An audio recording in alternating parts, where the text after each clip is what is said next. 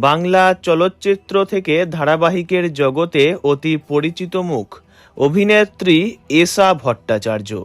একাধিক ধারাবাহিকে মা কাকিমা জাতীয় ভূমিকায় দাপিয়ে কাজ করেছেন তিনি।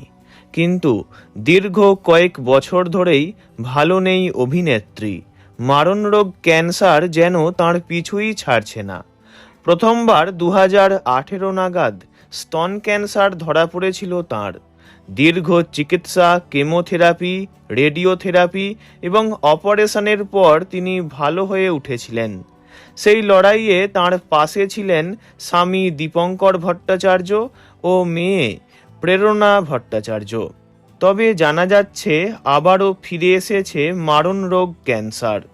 কয়েকদিন আগেই তার মেয়ে একটি ভিডিও প্রকাশ করে জানিয়েছিলেন তাদের পরিবার আবারও এক কঠিন সময়ের মধ্য দিয়ে যাচ্ছে। সেই ভিডিওয় তিনি জানান 8 বছর আগে তার মা জীবনের সবচেয়ে বড় যুদ্ধ জিতে ফিরেছিলেন, কিন্তু আবারও একই ধরনের নতুন লড়াইয়ের সামনে দাঁড়াতে হয়েছে তাকে। তখনও তিনি রোগের নাম প্রকাশ করেননি, কেবল জানিয়েছিলেন প্রায় প্রতিদিনই হাসপাতালে যেতে হচ্ছে। একের পর এক পরীক্ষা নিরীক্ষা চলছে এবং রিপোর্টের উপর নির্ভর করেই চিকিৎসার পরবর্তী সিদ্ধান্ত নেওয়া হবে। পরে তিনি জানান 2026 সালের মে মাসে অর্থাৎ এবছরই আবারও তাঁর মায়ের স্তন ক্যান্সার ধরা পড়েছে। বর্তমানে হাসপাতালে ভর্তি রয়েছেন এষা ভট্টাচার্য এবং ডাক্তারদের তত্ত্বাবধানে চিকিৎসা চলছে।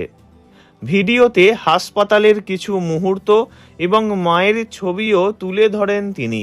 একই সঙ্গে প্রেরণা জানান শেষের কয়েক সপ্তাহ নাকি তাঁদের একদমই ভালো কাটেনি।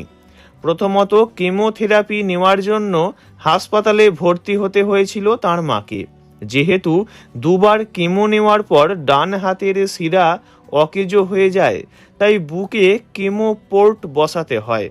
সাধারণত অপারেশন হওয়ার দিন থেকেই কেমো নেওয়া সম্ভব, তবে তার মায়ের সেই কেমো পোর্টের জায়গাটা শুকোতে চায় না, ফলে কেমো নেওয়াও সম্ভব হয় না।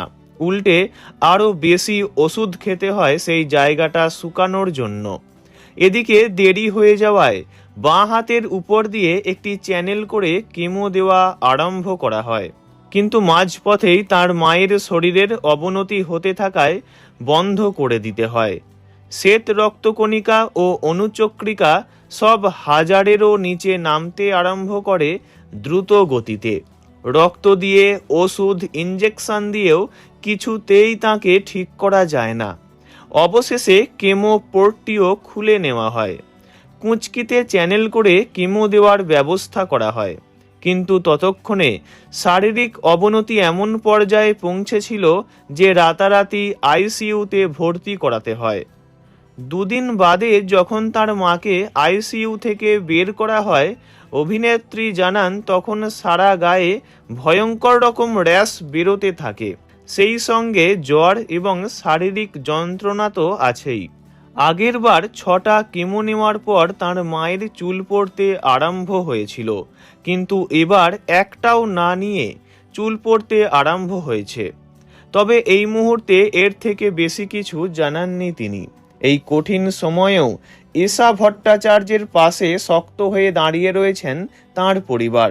স্বামী দীপঙ্কর ভট্টাচার্য ও মেয়ে প্রেরণা নিয়মিত তাঁর দেখাশোনা করছেন, সময় মতো ওষুধ খাওয়াচ্ছেন। হাসপাতালের প্রয়োজনীয় দায়িত্ব সব কিছুই তাঁরা একসঙ্গে সামলাচ্ছেন। ভালো হয়ে উঠুন এষা ভট্টাচার্য, এই কামনাই করি। ভিডিওটি এইটুকুই।